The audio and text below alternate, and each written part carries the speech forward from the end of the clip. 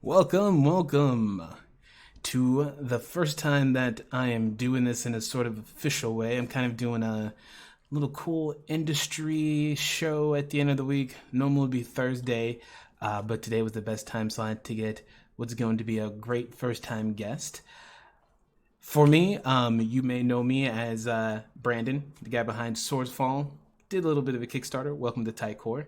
And as part of that, one thing I wanted to do was start having sort of a give back. And I think the best way to do that is to invite people who I know are awesome in the industry. And we're just going to talk about how they got there, what it was like, and just kind of chop it up. So with no further ado, I'm going to introduce James Introcaso. Hey, man, thank you so much for having me. I am a huge fan of you, so it's really great to be here, and I'm a huge fan of your mission and how you help people out and everything like that. So I appreciate it. A real honor for me. So I appreciate it. Great to have you on. So for people who may not know you, tell us your long history of what you've done in a brief tidbit, I should say. Yeah, so I'm a game designer and podcaster and blogger, and I started almost 6 years ago now. I guess like 5.5 years ago, I started a podcast on a network called the Tome Show Network. And I have since broken off from that network and started my own thing, the Don't Split the Podcast Network, and with my business partner and friend Rudy Basso. We put that out together. There's a lot of awesome podcasts on that network: the Venture Maidens, the Dames and Dragons, Mike Shea's DM's Deep Dive. So we have fun over there. And then I also put out stuff on my blog, World Builder blog, which through that has helped me get gigs with Roll20 and Wizards of the Coast and Kobold Press and a bunch of other people getting to design games, which is a lifelong dream. I've been playing games, role-playing games, since I was 10 years old. So Okay. super, super excited. And it was one of those things, I always wanted to do it. And then as I got older, I got jaded and I was like, I'll never be able to do that. Right. And then I was, as I got less jaded, I feel like you get jaded in like your late teens, early 20s. Yeah. And then, oh, it's no fun to be jaded as you get older. You feel like you have new things to learn again, Exactly. Yeah, that's a perfect way to put it. So yeah. So that's how I sort of ended up on this long, crazy road that I'm on. There's a much longer story to all that, but I don't want to necessarily bore you or your guests. Nah. So let's see. So I always get asked like, what started off, your favorite board game or tabletop game, and I feel like we've been through that. So let's talk about like in terms of what's a book that you felt influenced you in like an actual design way? Like when you sat down to design a book, what was the first book that came to your mind as a reference? So one of the first books that I think about all the time is actually the Shadow of the Demon Lord core rulebook. So that came out around the same time that I was getting started in design. I was big on 3rd and 4th edition D&D, which Rob Schwalb, who made Shadow of the Demon Lord, was part of. So I played those games a lot. And when he put this out, I was like, oh yeah, I really want to check this out. And there's a lot of the mechanics in there that I love. And there are a lot of really smart choices that I feel like appeal to players who want to play the game, in a more crunchy power gamery way, and also people who want to approach the game in a more story focused way. And to me, that's really appealing because I feel like, and maybe you feel this way too, like I love the story of games. That's what gets me involved. That's what brings me to the table. But because I'm a game designer, part of me is also a power gamer. Like part of me is looking at the books thinking about how much damage can I deal, how can I jump the highest, be the suavest, whatever it is. Yeah. So that's one of the books that I think about a ton. There are some really great game design decisions in there, and it's so simple to understand. I mean, it's a D20 based fantasy game, so it's familiar to a lot of people, right? It's got that Dungeons and Dragons feel to it, but it is very different in that way. And I love to see it spread out more because it's like a very violent fantasy game. Yeah. I'd love to see that system applied to something that appeals to like, isn't just hyper violent. So it's funny you say that because when I was working on my core book for Swordsfall, I had showed a bit of it to somebody, and they were like, "Oh, that reminds me a lot of Shadows of the Demon Lord." Now, mind you, like at this point, I had been in like kind of a dungeon as far as anything Dungeons and Dragons was related. I was kind of like in a, man, I want to do totally weird, different stuff, so I ignored a lot of stuff like that. So it totally flew over my head. Hadn't heard of the game at all. Sure, So, sure. but whenever anybody says, "Hey, this reminds me of X," I'm like, "Okay, well, let me go look at it." That's just, I'm always curious to see how someone relates like their work to mine, you know. So I look it up and I look at this book. I was like, "Son of a bitch!" I thought I had made something unique, and I was like, "Damn it, this is so much like it." I was like, "I love it." This also validates my idea for the game, but damn it, it's not as original as I thought it was anymore. So it's funny you say that. So yeah, my book is definitely related to it, and I swear it was not on purpose. I really thought I was going on like a cool, unique track, and I mean it was kind of nice to see that someone else had thought about it in that sort of way. It was also kind of like a damn. You know what's good about that though is that it didn't discourage you, because I think right in the grand scheme of things, role-playing games, it's hard to get yourself known, it's hard to get yourself out there, and we can't play them all, right? Even the super popular ones, we can't play every single role-playing game. There's just too many, and we don't have enough time. No way. Like, and in a weird way, I feel like we don't even want to play them all. Like, there's definitely games that I feel like if someone saw my shelf and was like, "Hey, do you want to play a game of this?" I might be like, I mean, you can read through it, and if you want to, sure, but I'm not like, I enjoyed reading it more than I enjoyed the thought of playing it, you know? Definitely. So, and that's always a weird one to have. Yeah. Well, there's some games, some games where you love the mechanics, but you're like, the story of this, I'm not as into. I'd love to see this change, or it's vice versa, right? You love the story of the game, but you're like, oh, Shadowrun, you have so many mechanics. Oh my goodness, So It's funny that you bring that up, because I feel like Shadowrun is the game that always gets brought up, and I always use it as like an example, almost in a way to tell people to stop worrying about where their game lies in terms of like story or crunchiness, and just double down on whatever it is, because I feel like Shadowrun is still popular because it's a mix of stupidly crunchy to the point of not playable, and super huge world building to the point of not being able to make your own story. But that's the best part of it, because those two lets you do everything and anything and almost too much. So you're always fighting against some point in Shadowrun, but you keep coming back every edition. It's a very interesting thing to think of. Like, they really created something that was almost too behemoth to die. Yeah, and I think it's a great point of like unapologetically be what you are and make what you want, right? Yeah. Because rather than try to figure out what do people want, where's the missing niche, where's the, create the thing you want to make. And if you're excited about it, that's going to help other people get excited about it and be very cool. Or sometimes a caveat is make the thing that you want to buy. Because I feel like sometimes the problem is escapism is a very deep rabbit hole, Yes. Like, especially I feel like as game creators, we all had to stop and be like, "Oh, I'm spending way too much time in this one part. Like, no one's ever gonna get to this 28th level spell. I hope they don't. Like, but I made it." And I feel like you can do the same thing with your game. Like, sure, you can make something you really wanted, but then you have to step back and be like, "Okay, but would I buy this, or did I make something that was a little too catch-all everything?" Yes.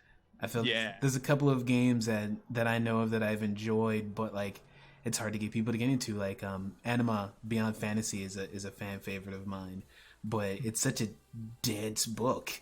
It's literally where a game creator was like, "I'm gonna put in everything," and took the time to put in everything, so it has everything, and it's too much. Yeah. And you don't want a game to feel like homework necessarily, right? So I think that's hard. There's a game called Night's Black Agents where you're super spies fighting against vampires. Okay. And they put out this campaign for that system called the Dracula Dossier. And it is this incredible narrative campaign where you as the GM, it's this 500-page source book that has all these locations, but you as the GM figure out how to tie all the threads together and stuff. And there's a lot of suggestions in the book, but it's a game that, the idea is you could play this campaign over and over again and it would never be the same way as it was before. But in order for it to work, you have to give your players this 500-page handout to read too. Ooh. And it is Dracula, like the novel Dracula, with a bunch of extra stuff and footnotes thrown in, and it's like, here, this is a secret report. Dracula actually happened, and now he's on the loose again.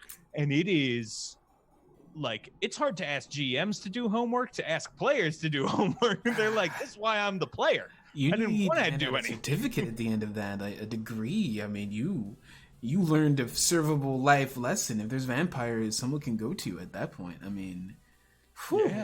Yeah. and I think that's a classic case of almost too much of making what you want, because I could see someone who was super serious about Dracula and thinking, I'm going to make the perfect version of it to the T, and you get a 500-page handout. Mm-hmm. You know, so sometimes you do have to step back a little bit. Yeah, absolutely. It is a big, I think about sometimes there was a podcast where Jeremy Crawford, who's one of the designers of 5th edition D&D, was talking about the stealth rules that he made this like glorious, 10-page covered every edge case stealth rules. And then he looked at it and was like, oh, nobody's ever going to get this into the stealth rules, and cut it down to whatever it is now, 3 paragraphs. And I think that's important to be able to look at your work and figure out, right? Unless you're Shadowrun, right? Unless that's who you are, I guess. You Shadowrun, unapologetically do that. In a weird way, I've really started to think more and more about have you ever heard the idiom of if you can't explain it to a 10-year-old, then it's a scam? Oh no, that's great. I love that. And I love that idiom because it's like, whenever you try to think of exceptions, you realize it's always because there's layers, and the layers are only there because of cheaters.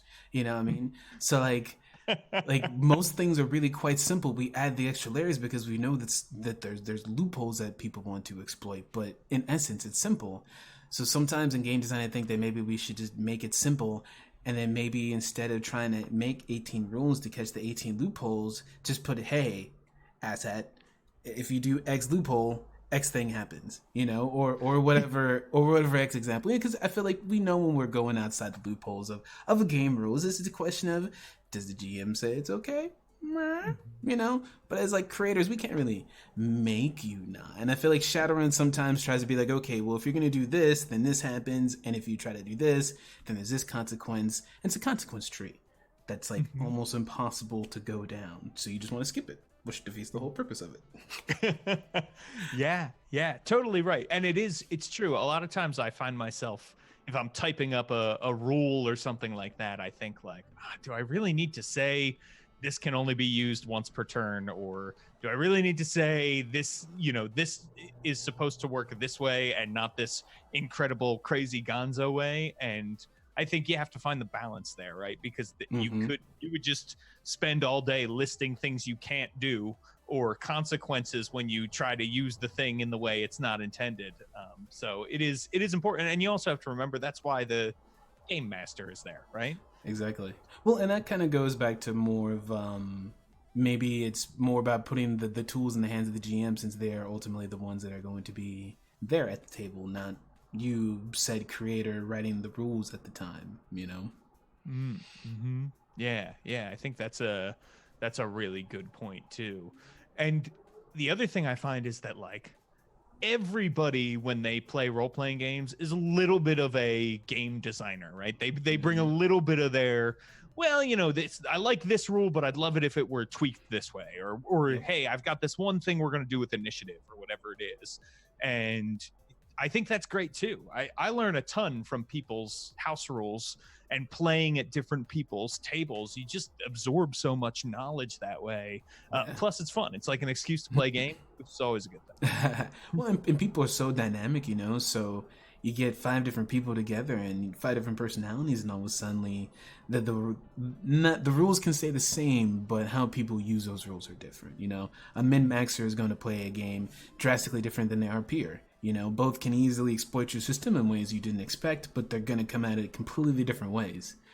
So you may not be able to do that in the rules, but you can empower the GM to be able to have tools that they can use to have fun or curtail or whatever they need to at the table.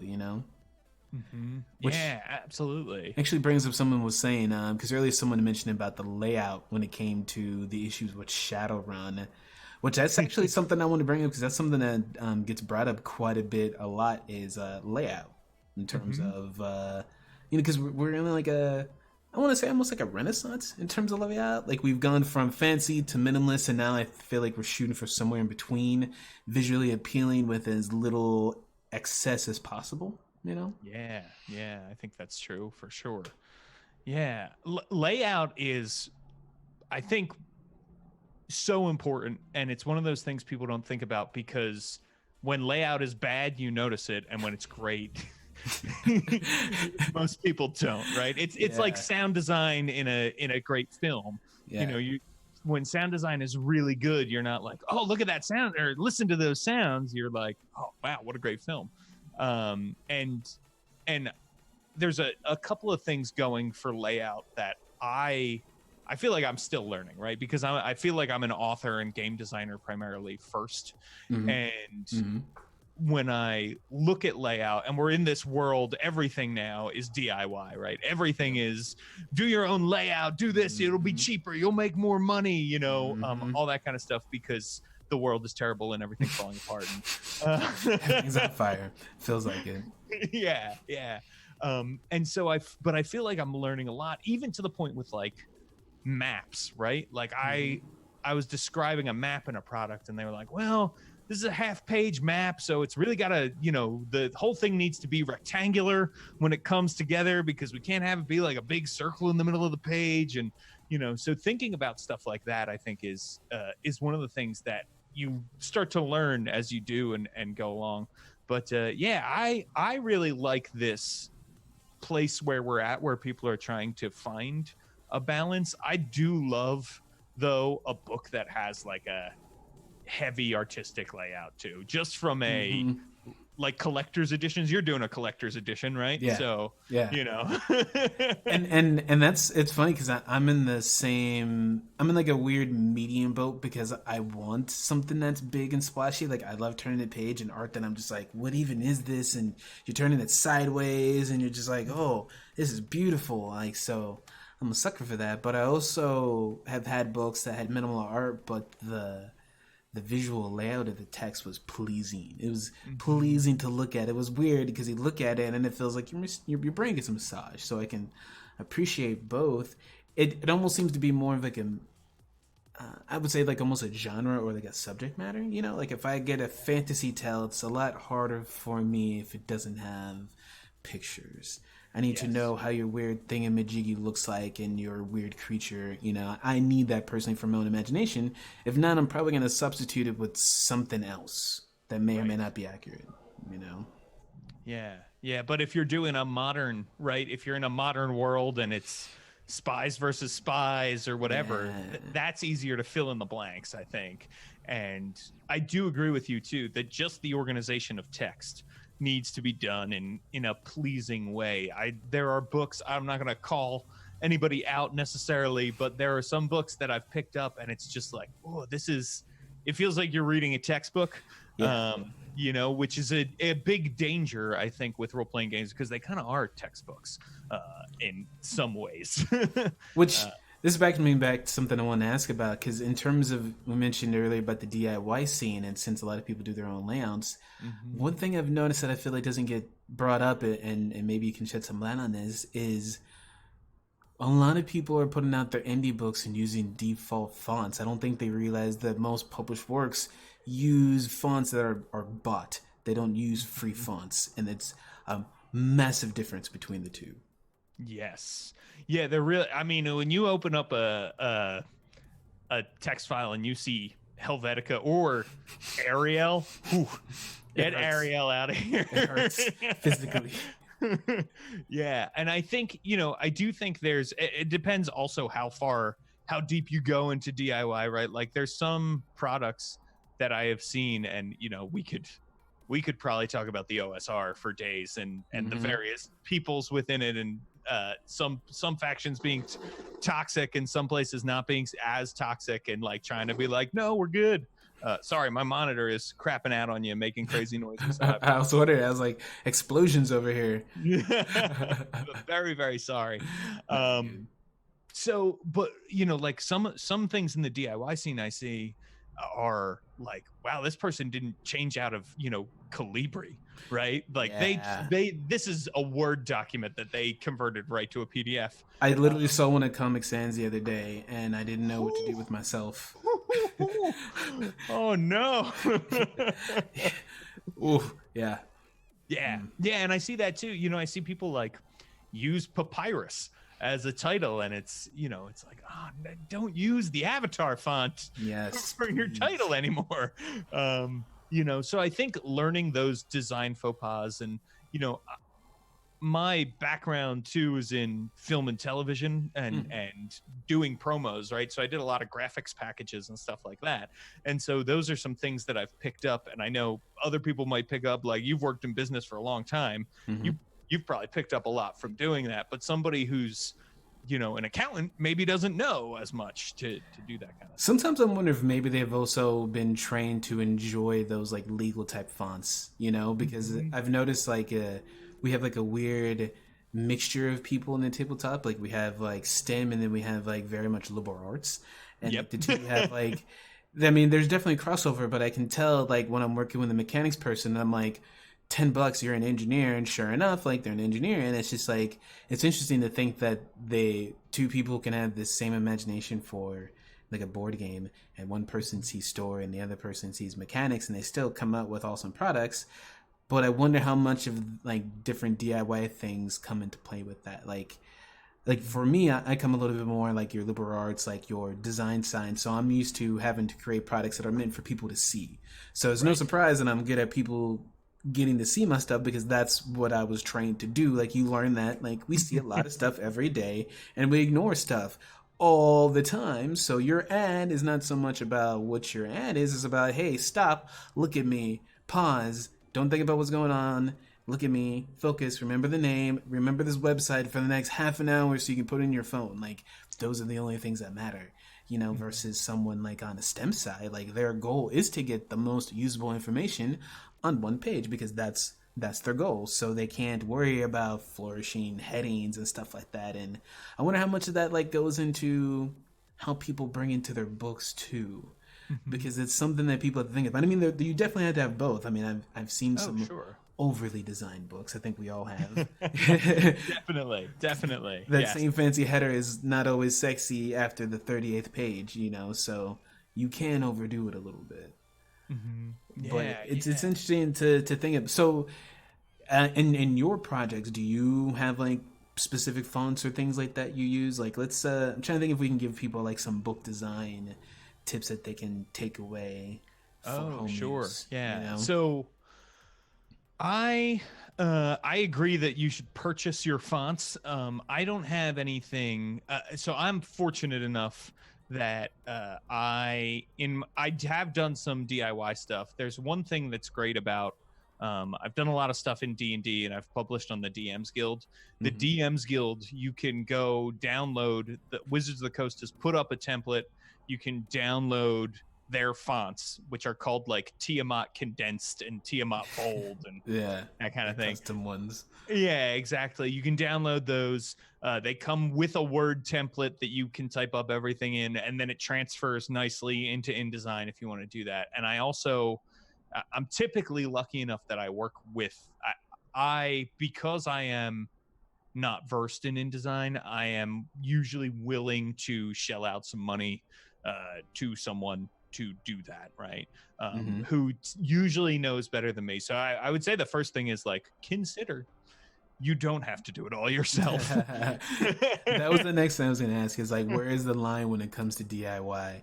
Because I feel like I'm the worst person to ask, because I'm just the sort of, like, I was a kid who grew up loving MacGyver. So to me, like, DIY is just a style of life. I'm like, sure, like, I can't do it myself. And me not doing it myself is usually because either I know someone's going to do it better or I'm lazy. But, like, I don't mind doing it myself. But Exactly. so it's a little bit different, I think, than if maybe like let's say you come in with a very set of skills and you just have no interest in learning in Hmm. design. Like I'll learn in design because whatever, but if you don't learn in design, do you think it's worth it to learn it a little bit, or do you think it's one of those things like, is it worth the pay the $100 to someone to do the layout for you?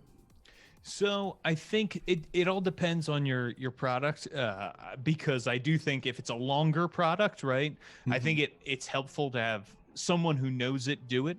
And I also think it's worth it to invest in, like, can someone teach you if you don't know, right? Can you Yeah. sit there with somebody and say, like, can you show me how you did this? How did you do X, Y, Z? Because you'll learn a lot kind of going through that way. One thing that I have done in the past is I will try to set things up, like I'll try to get text in there, I'll try to do this, and then I will send it over to somebody and have them finish it, polish it, that kind of thing. I think that's always a good idea if you're not confident, to have somebody on that you're willing to pay. And if you can't afford to pay, a royalty split can also work out. You if you're gonna hire somebody, be fair to them. Yeah. Like, this industry is already full of people working for way less than they should. Yeah. And so if you're paying an artist, if you're paying somebody like that, that's the big thing, is make sure you can. If not, do it yourself. And if you're going to do it yourself, explore your options, right? InDesign, I think, is great. It's expensive if you don't already have it, but there's free versions, there's student versions. If you don't have the rest of the Adobe suite, InDesign's a little bit cheaper if you're just getting that, right? Yep. So there's all kinds of stuff you could try. Is Microsoft Publisher still a thing? Nah, Publisher's pretty much gone. Pretty much your choices is that or the Affinity program that's in beta. And it's pretty solid for the most part, but it I had to go ahead and pick up InDesign, man. Like I was really trying hard to try Scribus, and then I even messed around with latex and all of those weird variants and all that crap, and I'd used the Affinity Publisher for a minute, and InDesign is industry for a reason, and it's like I'm not one to necessarily like corporate shill for something. But making a book, and if you don't want to spend a lot of time, it's hard to get away from it. Man, I tried. I gave it a full hearty go. It's hard. It is. And it really InDesign is really keyed in. It really has a lot of good, smooth features, and I feel like maybe we'd be better off. And this is not me because I'm not a tutorial guy, but someone doing some more tabletop layout themed tutorials in InDesign, because it can do, I think, more things than people give credit for, easier than you think. You just don't know where it is. Like, it's just that kind of program. It just has a lot of menus, and you look at it and you're like, oh wow, what does all of these stuff, in your brain just you you turn off. And but I feel like, I don't know, like, because you haven't used InDesign that much, right? I have not, no, but I do. So what I edit a lot of video, and I feel the same way about Premiere, which is Adobe's, that you get in. If you've never edited video before, it looks daunting, but once you get going, you're like, oh, okay, this is I see the timeline, I'm making cuts, I'm deleting video, I'm sliding this over, I'm putting the audio underneath, and I think all of that is more intuitive than it seems at first. So I believe that with InDesign too. There's like a weird separation between something aimed at the everyday person and the professional, and I feel like we use that term a lot, but we don't always know what that means. And I feel like Premiere is a pretty good example of that, because the workflow was laid out in a way that I feel like if your goal was just to get in and make a cool, quick 2-minute cut, then Premiere is just a waste of your time. It is too much. It's just not. But if you want precision, if you want to be able to cut it at that second and keep the audio intact, or be able to do other stuff to it, the way Premiere is laid out makes sense for that sort of workflow. But I feel like the trap is like if you're a beginner transitioning into a professional, like you haven't gotten to that mindset because you haven't had the workflow to need those tools yet. So now you have to like learn something that you'll eventually need, but you don't need now for a tool that you need right now. It's a weird catch 22. You know? Yeah. And I think that's you know how we always say the old dress for the job you want, right? Not the job you have. I Yeah. think the same is true for role playing games. Like prepare for the job you want.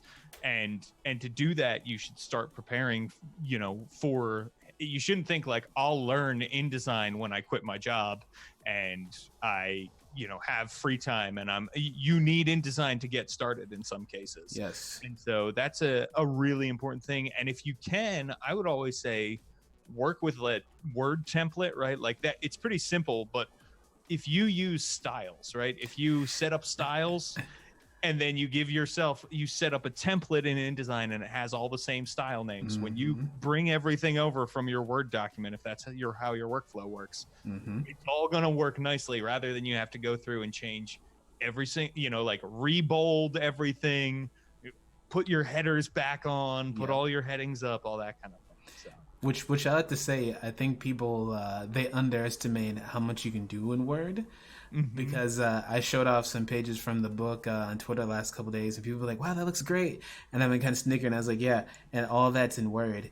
Like you can do a lot in Word if you just use, and like you said, the styles. And so for me, this was just me just playing around with the alpha layout for the book. It wasn't trying to make a final. It was just in my mind conceptually. I wanted to think about what the book would look like, and sometimes I feel like, especially when you haven't put a book together for the first time, you have to see what it looks like. You have to see what those words, like, I mean, it's hard to think about what does 1,500 words look like on a page laid out in like an A4 setting with dual columns. Like you can't imagine that when you're just in the creative stage, So I did that on Word, and it was just because I just wanted to see if I could do it, and I didn't want to have to put it in InDesign and have to put it back and that kind of stuff. And come to find out, you can make a pretty tasty layout in Word using styles. And then now what I've already done for not this book, but I'm doing it with Welcome to Tycor, is you can actually have it basically connected between Word and InDesign, so I can place my text, but then I can go to the Word document and I can do my edits, do my updates and everything. And when I go to InDesign, it updates that workflow. So you can connect the two, and it makes my life a lot easier. So I feel like if people are DIY and you have both, I know that's a bit of a expensive combination. I know it's not the cheapest, but I know it's like you said, you got dressed for the job, and like Word is kind of an industry tool for a reason. I've used LibreOffice and all that good stuff, and they were fine, but I got Word again because I don't remember why I needed Word. I think it was just because I was looking around to see what was good anymore. Because I feel like sometimes you gotta check, and I don't know. Totally. I opened up Word and I was like, ooh, I kind of feel like this is a real product, and the other ones were kind of not a bad product, but they were facilities, like they were duplicates, doppelgangers, not the real deal. Yeah. And yeah, you gotta have the right tools if you want to put together the right stuff. Like, can you? I don't know if this is like secret information. Like, what kind of tools do they use like at Wizards? Like, what does D&D use? So it's funny you bring up Word, right? I, for a long time, was working in open office and things like that were free. And then I started to work with the Adventurers League, who is, they're the like official organized play program for Wizards of the Coast. And they said, hey, here's a Word template. We're working in Word. Send us a Word doc. And I realized that the workflow would be better. So I went and got Word. And everybody you work with, because it's a standard tool, Word is a big thing that people are using. So that's honestly, that's the biggest one, is Microsoft Office Suite, particularly Word. Is when you work with Wizards of the Coast, that's what you're expected to work in. That's what you're expected to work in their template and use their styles, again, because when they're transferring stuff over, that's really like the number one tool that they use. The other tools they're using, are kind of exactly what you would expect. So they're using Slack a lot to talk to people. There is I have heard tell, so I've never done any monster design work for them. Is that true? Actually, well, I can't say. But so there's monster design. There's a spreadsheet that they put together in Excel that essentially helps you calculate like the challenge rating of your monster. You can put in all the attacks and that kind of stuff. So it's got some crazy math in it, that is way more detailed than what they've put in their monster building guidelines and like the Dungeon Master's Guide, because it just wouldn't be fun to do. It would take you hours to make. They need an Excel spreadsheet to do it, right? So like, it's not fun. And then that's it. Like, that's what they're sending to authors. It's like, hey, send us your art orders, type them up in Word. Hey, send us your chapter. We need 30,000 words. Send it over in that Word document. And that's like, those are the biggest things. The other thing that I use for Wizards of the Coast specifically is a tool that they didn't create, but figuring out like encounter balance,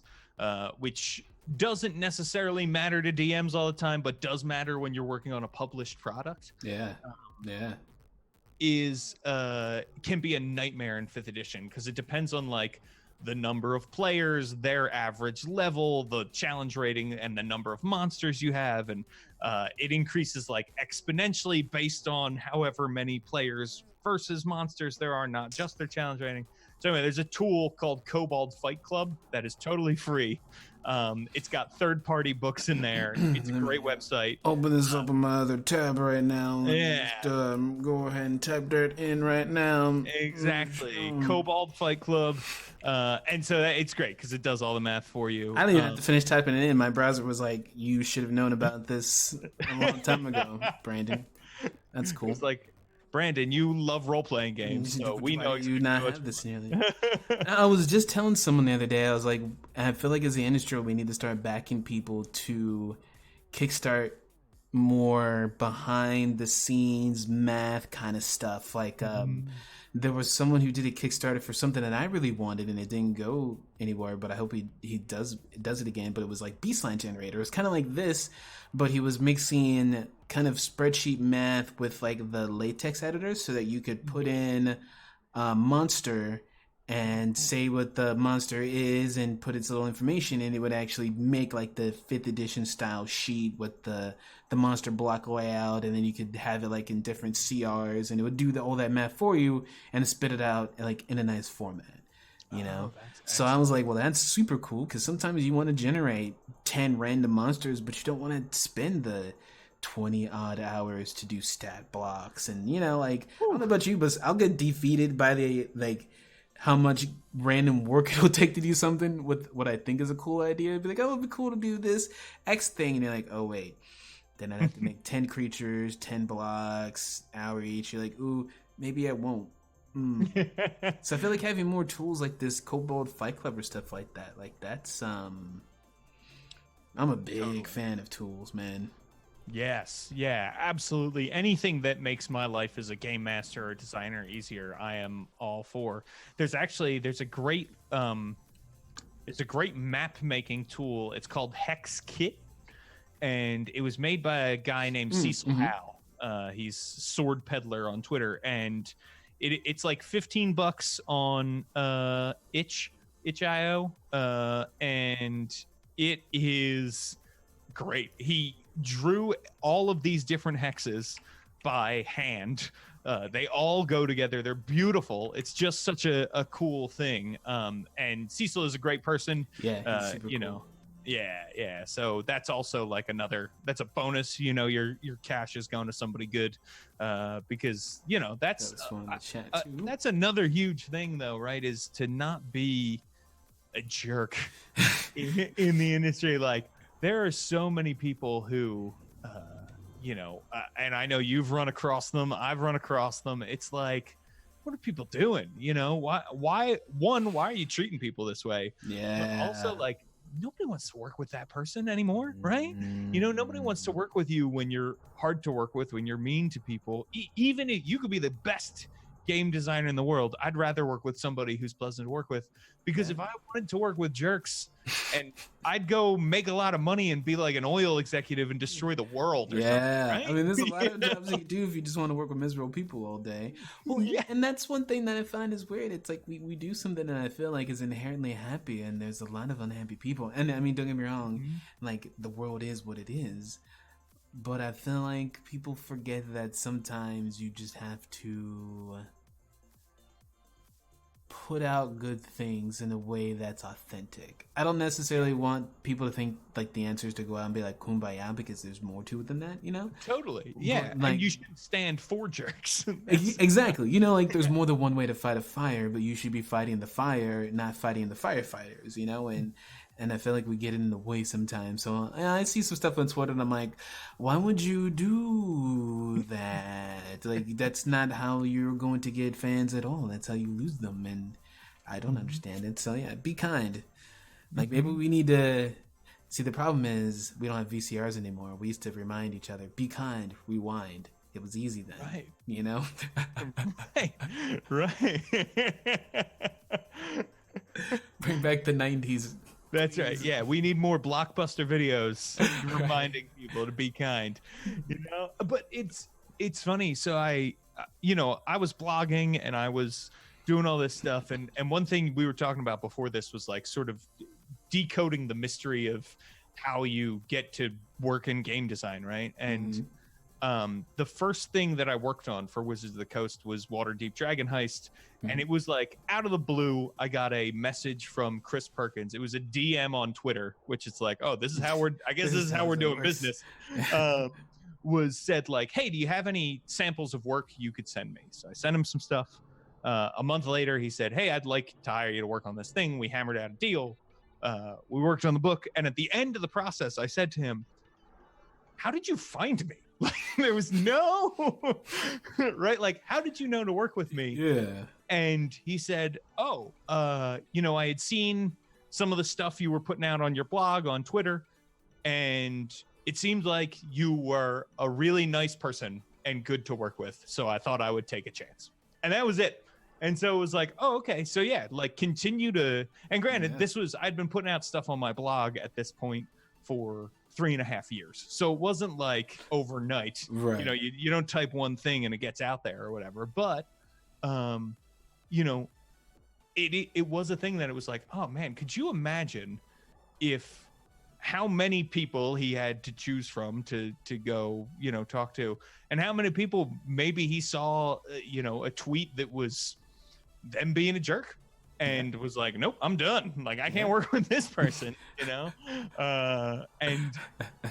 so that's the kind of thing where it's like, yeah, be mindful, right? And think about when you see an argument going on or you see something like that, think about like, which side of this do you want to be known for coming down on, right? That's how I always think of it, because it's never the middle. Like, I never want to be like, oh, I'm the guy who was known who had no opinions. Which is a thing that only certain people have the privilege of doing anyway.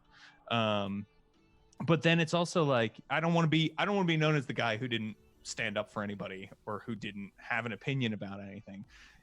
And then it makes it easy to say like, oh, okay, well then, yeah, I can see the right and wrong here. Yeah. Well, like, I feel like this is one of those times where it's like almost like going back to a kid, but like listening is fundamental. At least for me, I feel like it's a lot easier to figure out where to land on the side of a fight if you're listening to the people that are involved.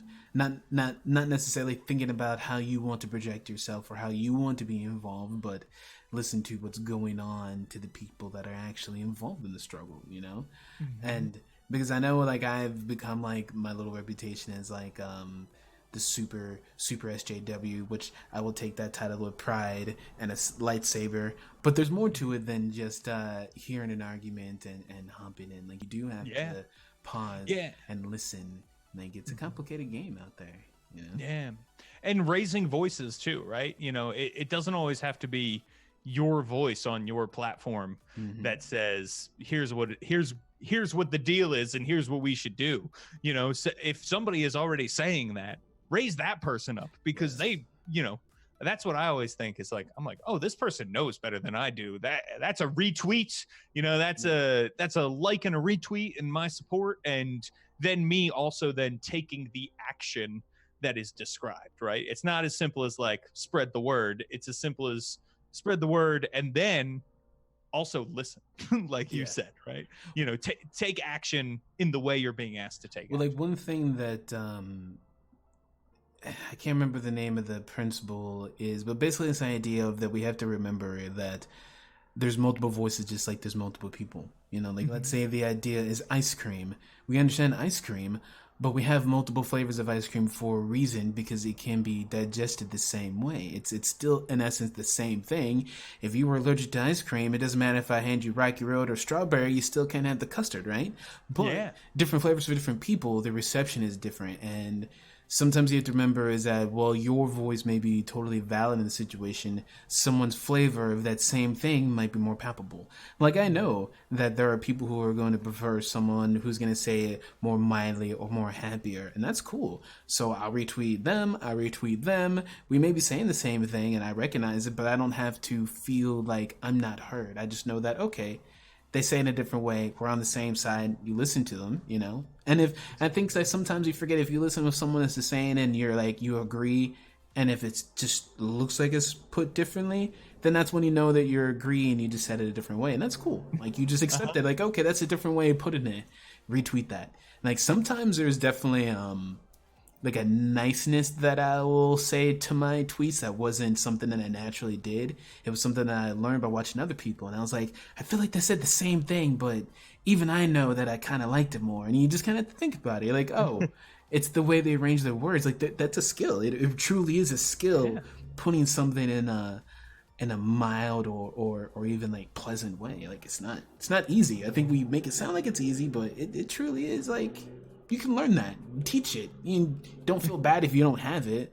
Just feel bad if you refuse to do it. Exactly. Yeah. And it's one of those things too, where tone is so different. The conversation we're having right now, if it were typed out, could be read totally differently than we're actually speaking. Right. And that's a big thing to learn too, is I remember when I was first online, like trying to make jokes to people and they would be like, hey, what the fuck are you talking about? And I was like, oh, right. Okay. Okay, because it doesn't seem like a joke when it's done this way, right? And that's a big thing to learn is what's a good joke to make to people when you're joking around with each other in person, and what's a good joke to make online, and also sort of realizing that like maybe you think you're close because you tweeted each other a couple times a week, but you're not. Are you close enough to make that joke about their recent divorce? Like, probably. I've seen a few of those, and I'm like, ooh, do you know that person in real life? Because I don't think, that went down exactly how I thought. It's true though. You do have to take a moment to remember that someone's tone may not be the same way it is in real life. Like I know that people like I've got some emails where someone asked, it was like they were almost concerned for my safety. Like, you sound so angry. Are you okay? And I'm like, 10 minutes ago I was laughing hysterically. Like, do you think I'm angry? Because I was almost like hurt. I was like, oh, I'm not angry. I was having a good time. Like, oh, and then you realize that there's just a perception like people hear, and so it's getting it's definitely like a little bit of a warner to people who tweet to think about what they tweet. It's also going to be funny to run into people in person and see like them change their perspective, when you meet someone who's only heard. Because I feel like that's something not necessarily special to the tabletop realm, but if you're not in like a sciencey business, you're usually not used to dealing with people from long distance and then meeting them in person. Usually most people, it's either like one or the other. But tabletop was also weird since we talk to each other on Twitter and then we see each other randomly at a con that one time for the year. And you're like, oh, hey, person, I talk to you every day, and seen twice in real life ever. Like, I know. Well, and then we also do stuff like this, right? We hang out on Twitch. We go on podcasts. We talk to audience members on who are watching us on Twitch and stuff. So it really does become, I feel like I have some great friends that I have made online and now, but I've met them once or twice at a con, or maybe never in some cases because they're oceans away. And it is wild. It's great how connected we are, but it's also something you should keep in mind because the tabletop industry is super small. I can't believe how like I knew how small it was, and then I couldn't believe how small it was because how small you think it is like half that size. It's I was really stunned. I was like, oh, it's like 1 or 2 steps from people that I bought books from 20 years ago that are still on my bookshelf. That's weird. You don't get that in a lot of industries. Like, it's something to behold. You know, it's a good thing and a bad thing because like in one way to think about it, like your story is about Chris Perkins is like a classic example of something that only happens when an industry is that small. Like a larger industry, you are normally 18 steps between you and the head honcho of a major corporation when you're a blogger. Like it's a distance you'd have to drive to, you know, physically in most cases, and ring a doorbell and stalk someone, you know. So, but we're small enough to have someone be in your own Twitter sphere and have no idea. Because, you know, like when you think about that, and I'm sure like as you've like brought people into a team, you realize that you see people long before you've mentioned something to them. Like by the time you've hit their DMs to be like, hey, can we work together? You've probably seen them once or twice before. Like either you remember them, you might remember them, you know, like that sort of thing. And but they don't have any idea. They may not know any idea that you knew them or have any idea who you are, but you know them. And that's weird like that. You really never know who's watching, good or bad, you know? So you kind of have to think about those things. That changes a lot of factors. So Yeah, it really does. You know, you always want to be careful, I think, online, but you also just act the way you would. Treat people like people. Treat people as human. That's a huge thing. Certain grim Pokemon who shall go unnamed. You know, like what is you know, that's sort of, are you going for the shock value or are you going for the what yeah. in there? So anyway, I had a short-sighted. I feel like they just didn't think about it beyond that moment that it took for them to giggle in sickness, because you know the internet's forever. That stuff is in a lot of cases. I don't think people realize it, but a lot of tweets are archived. Yeah. And if you are tweeting on someone big enough or famous enough, there's a good chance that their tweets are archived, which means that your replies are archived for life.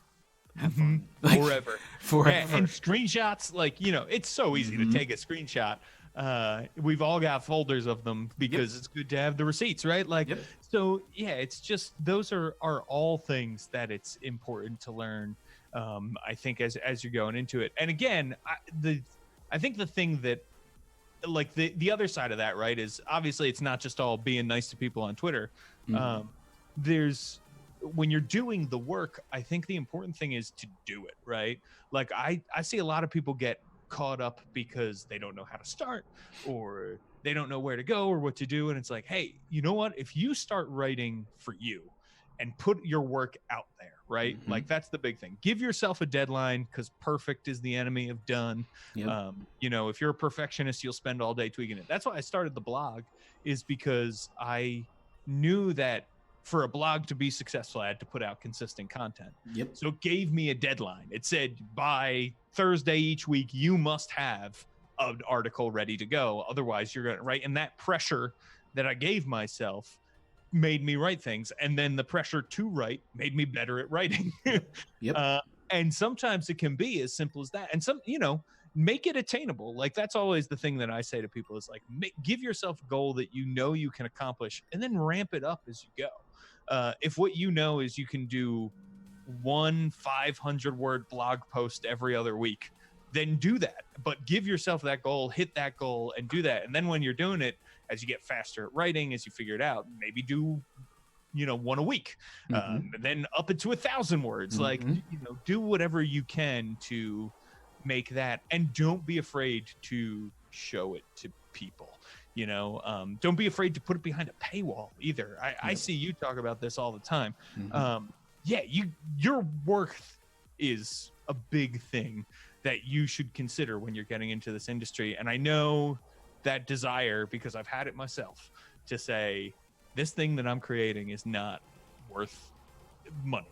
I want people to take it for free and do something with it. And that's all well and good. And you can do that in a lot of spaces. You can do that on Twitter. You can do that on blogs. You can do that in podcasts. You can do what we're doing right now, right? but don't give it all away for free. Right. Especially your big projects. Don't be giving away your campaign setting, your world for free. Don't be giving away your adventures, your games, whatever it is. Even if it's a little thing, consider, you know what, this is worth 99 cents a copy if it's one page or whatever, or this is worth $5 for a 20-page product. Consider that, because it helps us all when you do that, frankly. Well, and sometimes I question if people aren't doing it for free because they're worried about the emotional hit rather than the fact that they really do think they're it. Because I've seen enough products and seen the reaction people have that they do think that what they made is worth something. They just don't necessarily think they can defend its price point or defend a price point at all, because it's a little bit hard, to put yourself out there and say this is X amount of money, because no matter what price point you go, someone's gonna go, why?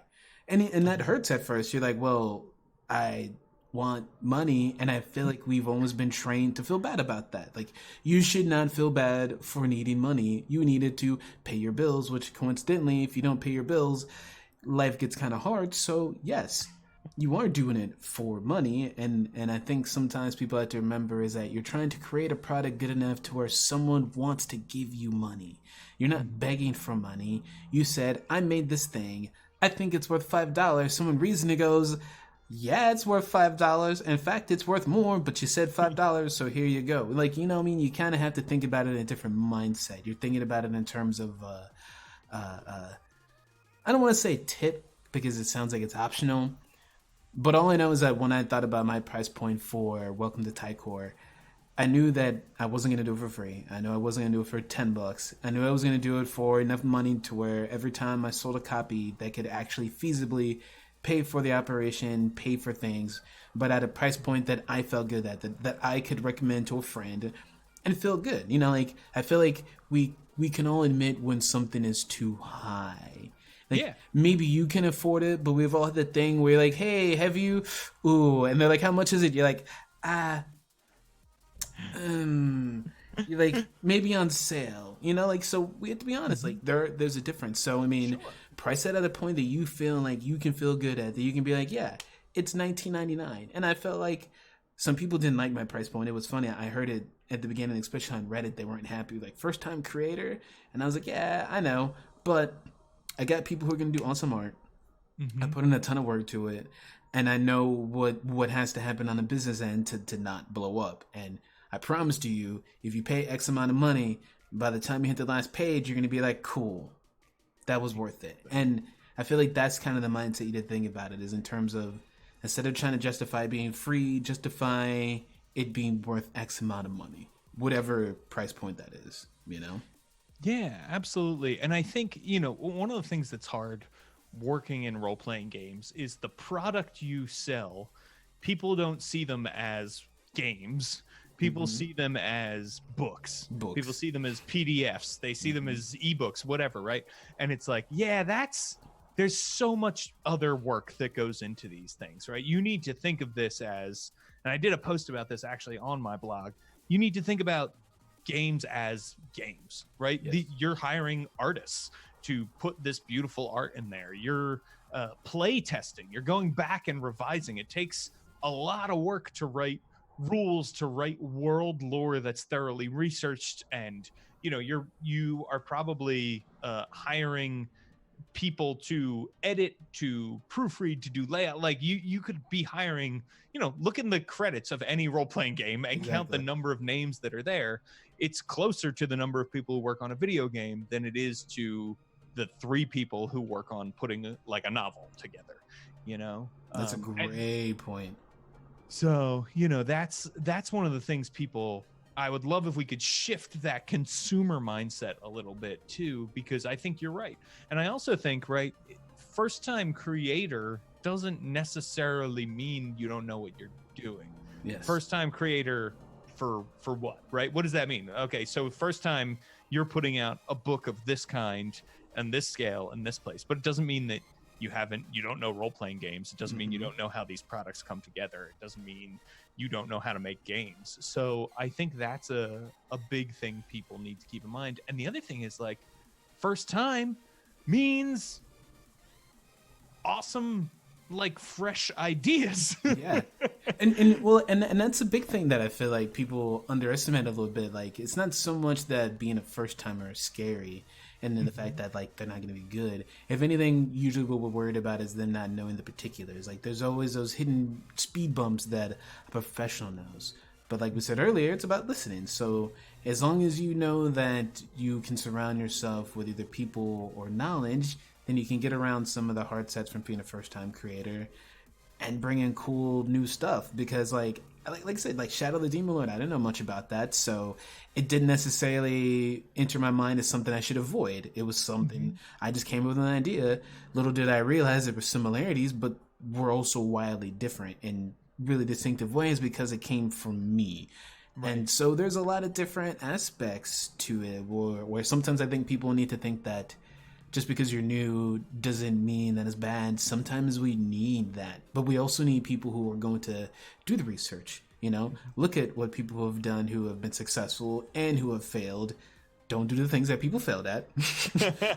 Do the things that people were good at. Well, I mean, it sounds like funny advice, but I get a lot of questions about my Kickstarter page because I guess my Kickstarter layout was pretty good. Which great. I mean, I pride myself on. Like me and Taylor stayed up pretty late making sure it looked crispy, but it wasn't like it was by accident.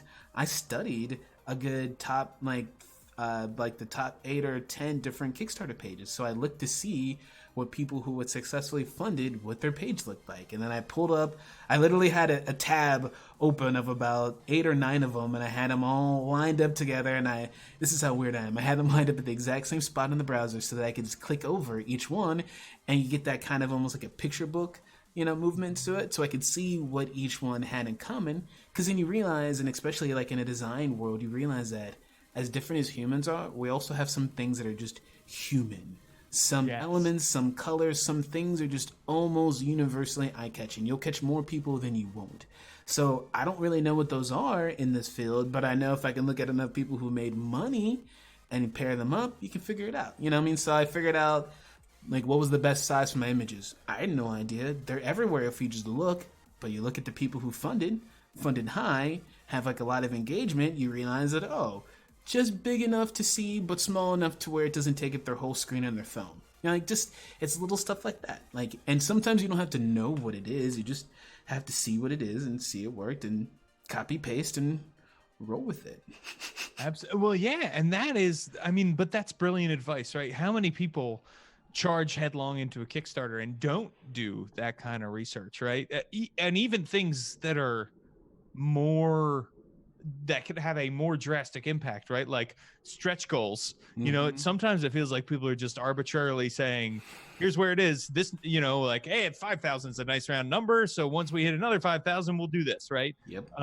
And that's, but when you see, and I remember seeing you talk about this, saying like, hey, when you were talking about the, what was it? The Azurian finish, right? Yeah. Yep. On Welcome to Tycor, I remember this series of tweets where you were like, I've done the research, I know how much this is going to cost, that's why it's a $30,000 gap between these two stretch goals. And it was like, oh, okay, this is what I want to hear.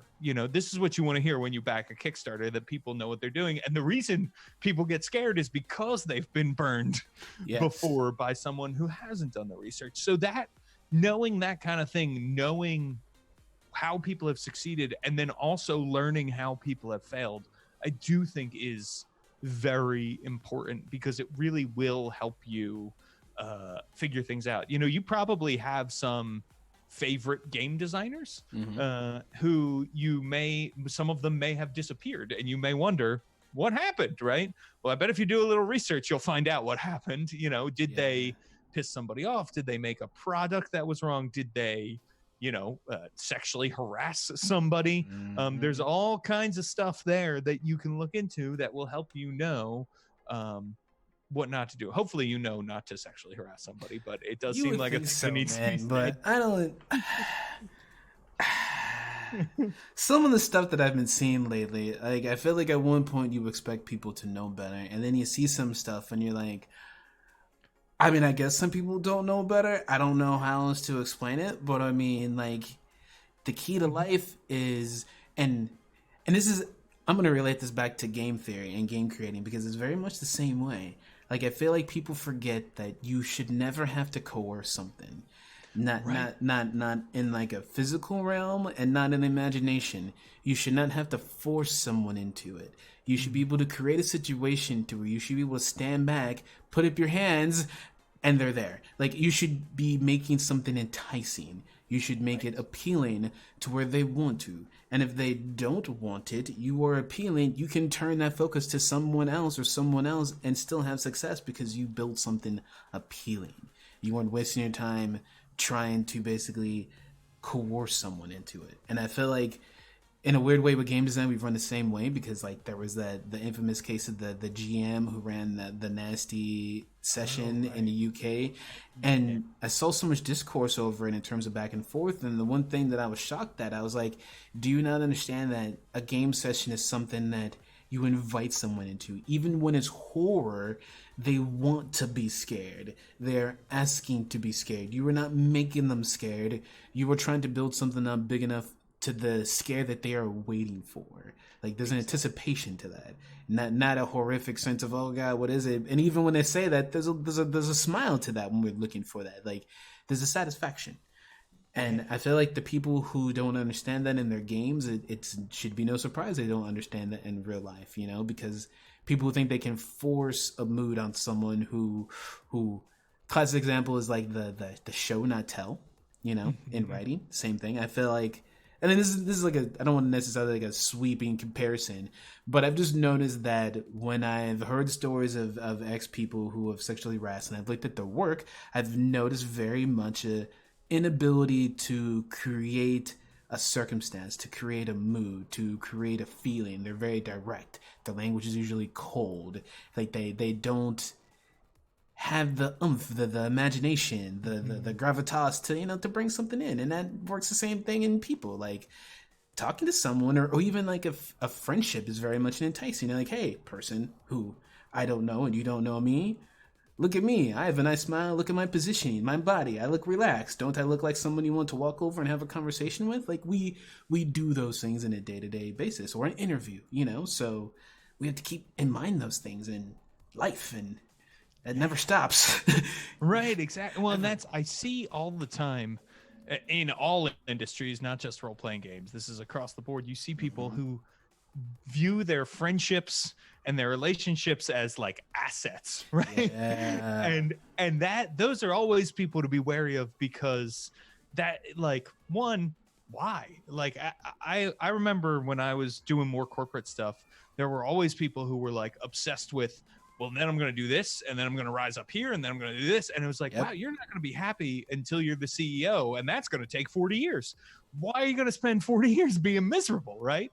And so that person is never happy, which is never a person you want to be around, so, you know. But then the other thing is they're there to use you and other people, and those are the people who coerce, right? And so that's one thing to avoid those kinds of people, because often those people are smart and they do rise very quickly, but they always fall. Yeah. You know what I mean? They are always found out. They always fall. Sometimes it takes way longer than it should, but it is a thing to avoid for sure. And I think, you know, it's funny what you were saying about how it relates to game design. My partner on Burn Bright, which is this role-playing game we're putting out, science fantasy role-playing game that's going to be exclusive to Roll20. It's going to like utilize a lot of Roll20's bells and whistles and stuff. Okay. And one of the things that's that makes it kind of Roll20 exclusive is you need 35 dice to play. And so like, it's like, oh, well, Roll20 handles that for you. You don't need to show up with 30, although a lot of people I know have way more than that, right? Oh, yeah, for sure. For sure.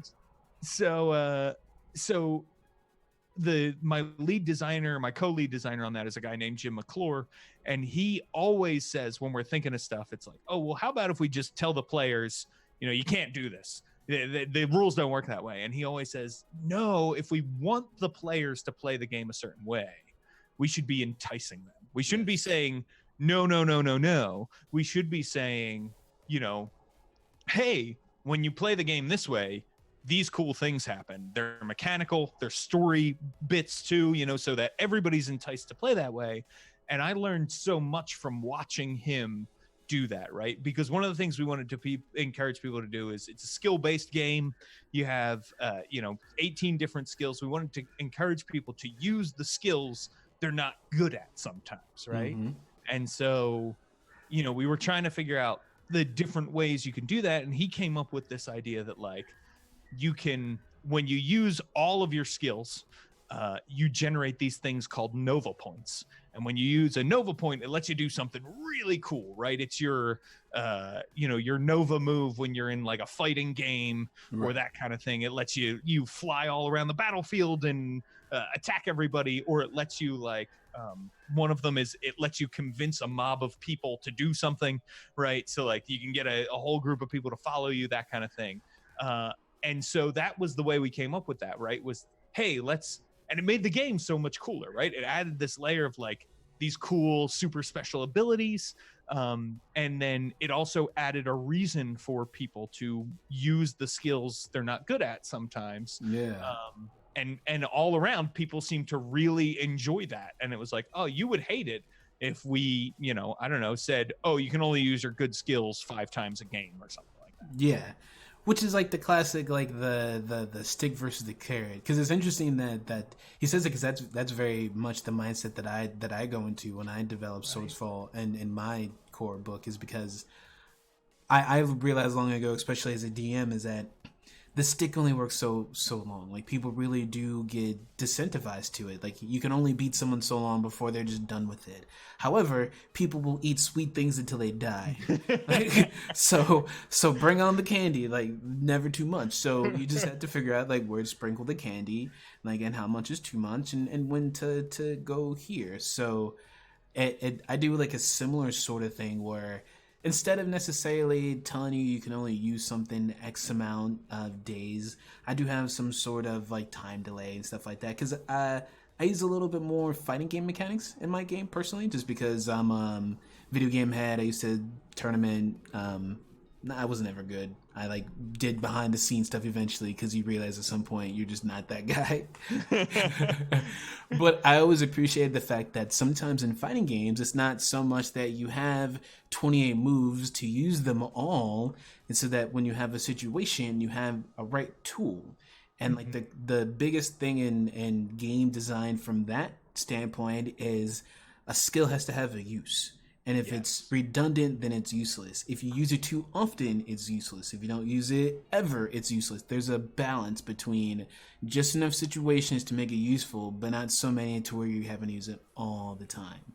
And so I try to use that in my own abilities. So instead of saying twice or 3 times, I make them situational. So there's situations that you would use perfect for this. You're like, oh yeah, I got this skill, and then I try to make it to where there's a little balance to where you can use stuff in different ways outside the box, but still feel like it's you. Because I feel like that's a very human component, where we talk about, I feel like the idiom of like, you use a hammer for a nail, and that's true, but once you have a hammer and you realize how good a hammer with a nail is, you kind of think, well, I can also use it for this. And no one meant for it to use as a tenderizer for chicken, but it's a Thursday, and you have a hammer, and now you're tenderizing chicken with it. You know what I mean? So it's like there's ways to use a tool that are unconventional, that aren't necessarily unconventional. You're still using it as you would a hammer, just not on a nail. And I feel like game design, you got to be kind of weirdly flexible like that, and it's a hard goalpost. Yeah, it really is. And that's, the more options you create, the more risk you run of like creating an option that's so good that everybody's going to want that skill, or creating an option that is so little used that no one will ever use it, right? Like I think about 3rd edition D&D had like read lips, and I always took read lips, and I don't think I ever rolled once read lips on anything. And it's funny because I feel like in a weird way it breeds conditions where it makes your characters do stuff they wouldn't just because they want to use it.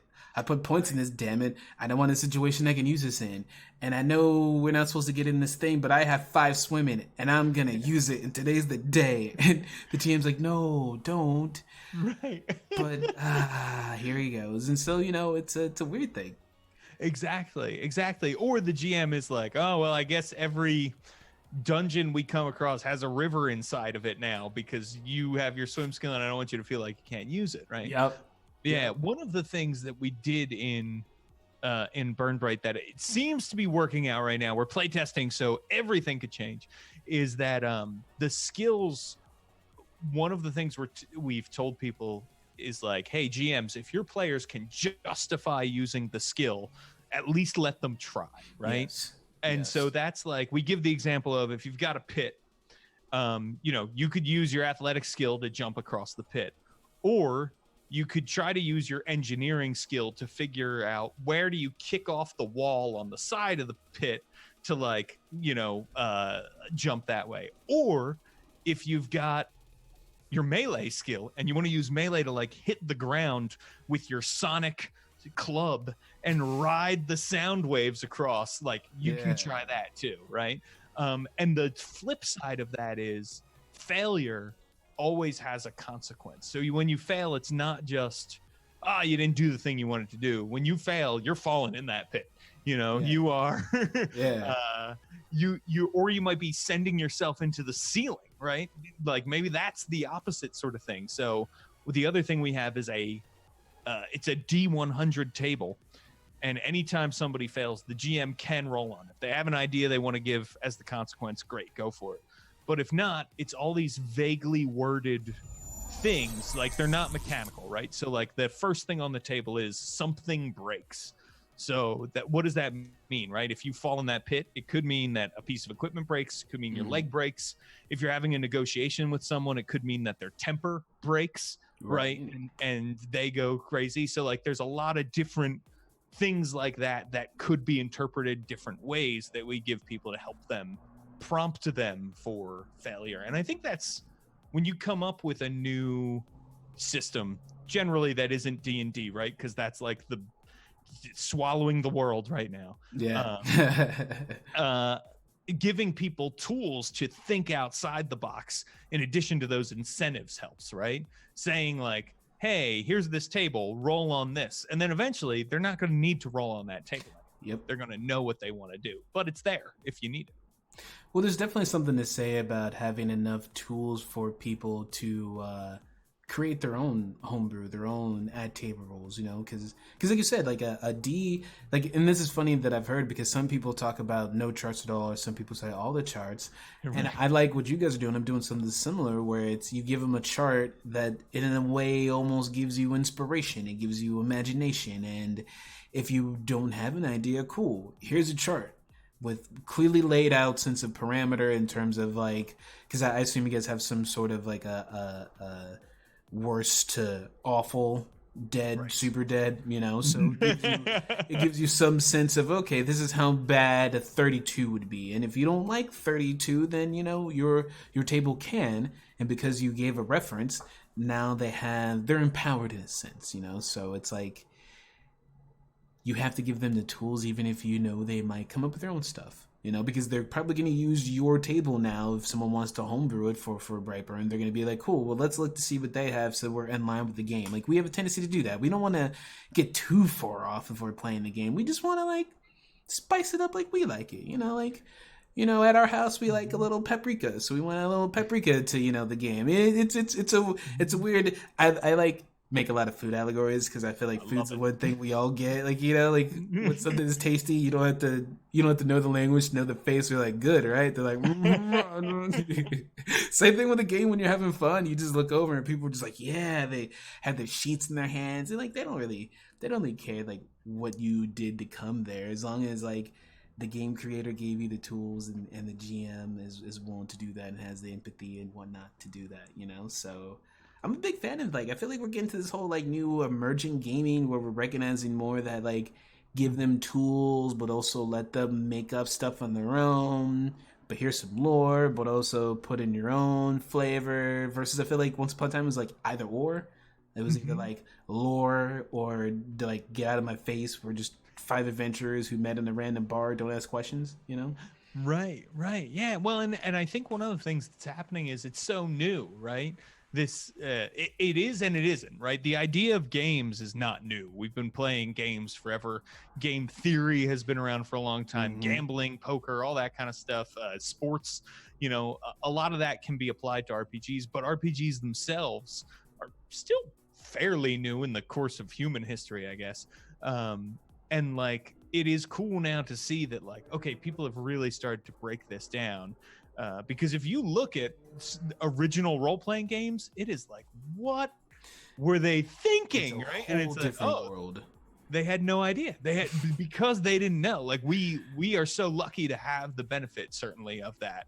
But now I think the other thing that's happening is we're getting new voices. We're getting people who don't all look like Gary Gygax, right? They're not all cis white dudes who are like, well, I know Vikings and I know Lord of the Rings, so here we go. Like, we're getting cooler stuff. And when you get that, you also get mechanics to go along with those stories and worlds that then somebody else sees and says, oh, if I take that and I change it this way, I can make this thing with it. We're all, and it's not like we're experiencing a lack of, medieval European fantasy centric RPG. We've got more now than we ever did.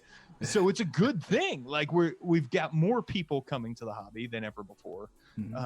And we get more of those ideas, and we have the benefit of like, okay, we know what people did before, and now we're building on that. And some places we're simplifying, some places we're building up, and other places we're bringing in totally new stuff that was never part of the game before. And I love Absolutely. That. Yeah, it's a new renaissance, man. Absolutely.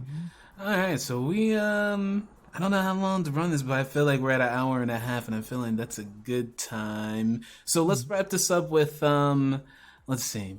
What do you think are 5 things that newbie creators can work on for their own product? What can they take home right now, feel empowered, and be like, I can take these 5 things James says, and I feel good. Let's make some beautiful stuff. Yeah. So the number one, right, is to do it. I would say, the same way. If you want to get that muscly bod, you got to go to the gym, right? Like, you got to work out. Writing is just a muscle like that, right? Like, and it's one you can work out by sitting at your computer or with a notepad in your lap, however you like to write, and do it. Like, you are going to get better for it. And so figure out a way. I had to give myself the deadline with the blog, like we talked about, and everything. But that's number one, is to do it. Number 2 is to like share it and get involved. We did a ton of talking today about being part of the community. Yes. And we talked certainly about like some of the dark corners of the community, but there are so many awesome people in this community who will say to you, wow, this is great. They'll give you encouragement. They'll give you feedback if you ask for it, because people did the same thing for them when they were just starting out. So like, do it. You got to share it. Let's see, I got to come up with 3 more. So I would say the other thing is to, like you said, write what you want to buy. Yes. I think is great. Don't worry about what other people want necessarily. Write what you think is good, what you think is missing from the world that you would want to see, and write that. And don't get discouraged when somebody says, oh, this is just like Shadow of the Demon Lord, because guess what? It's going to be like something. Like we said, there's a million role-playing games out there. At some point, you're going to create something that is similar to something someone else has created, and that's okay, because it's going to be your take on that. And that's not a bad thing too. I want to say, like, no one ever said, oh man, oh no, I paint just like Leonardo da Vinci. No. Right? That's very true. Yeah, that's so true. Is like selling just like Beyonce. No. No, yeah. I'm cursed. What a horrible curse to have. So think about like being a good member of the community, writing it up, and writing what you want to write. I think are big things. I think the other things that you should probably do are read a lot of games. So right, that's you've probably got a shelf full of games. Guilty, right? From Kickstarter or whatever. read those games. Bring them with you on your commute to work. Read them on the treadmill. Get your iPad to read them out loud to you while you do dishes. Whatever it is, find a way to consume more of those games, or listen to an actual play podcast of somebody playing those games. You'll get the hang of how the game plays and everything. And then the other one is to play games, right? Which I think is a great thing. Everybody can do that. And if you want to be a game designer, playing games of all kinds is really important. You want to play RPGs, definitely, but play board games, play, mobile games, play video games. Like, you'll get ideas from all of those things. Yes. And gives yourself permission to do that, right? Like, prioritizing games when you're making them, I think, is pretty important. And then you get to say to yourself, like, well, I got to stop this because I have to go play my game with my friends right now. And that's a great feeling. That's the best feeling. Awesome. All right. So give us some plugs. You have a project that you're working on. Let's tell them about that and where they can find you at. So everything I do, I'm pretty much talking about on Twitter. So I'm at James Introcaso, which is my name on Twitter, which I can drop to in the chat right now. And then I'm also at worldbuilderblog.com. So it started as that because I was building, like, this is my homebrew world, right? Which I feel like the thing that I started with, I don't think I'm ever going to publish because I've learned so much since then. And I was like, this is I just ripped off all these things, and I have better ideas now. But that's just explains the name of the blog.